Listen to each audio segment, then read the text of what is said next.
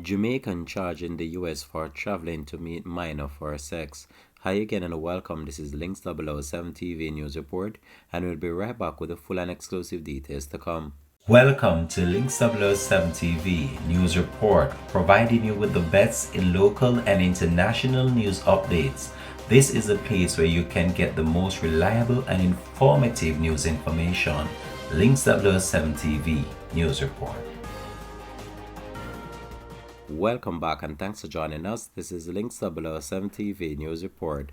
A Jamaican man has been charged with soliciting a Pensacola minor for sex after he allegedly messaged an undercover Florida Department of Law Enforcement agent. He has been identified as 31-year-old Tajay Samuels, whose address is listed in Kingston, Jamaica.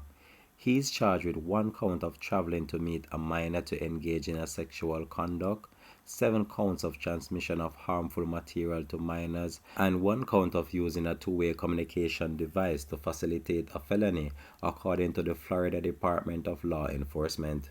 The Florida Department of Law Enforcement began its investigation in August when Samuels initiated an online contact with an undercover agent posting as a 14-year-old female, the release stated. Using a common messenger application, he sent lewd photos of himself and arranged to travel to meet the agent, the release also stated. Samuels is currently being held in the Escambia County Jail without bond, according to the Escambia Jail records. The Florida Department of Law Enforcement has pointed out that the offense for which Samuels have been charged are illegal in Jamaica.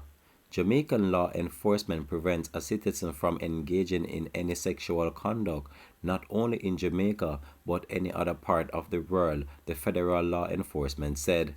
The Pensacola Police Department and the U.S. Department of Homeland Security assisted in the investigation. Links 007 TV will track this story and provide more information to come on this. Thanks for watching.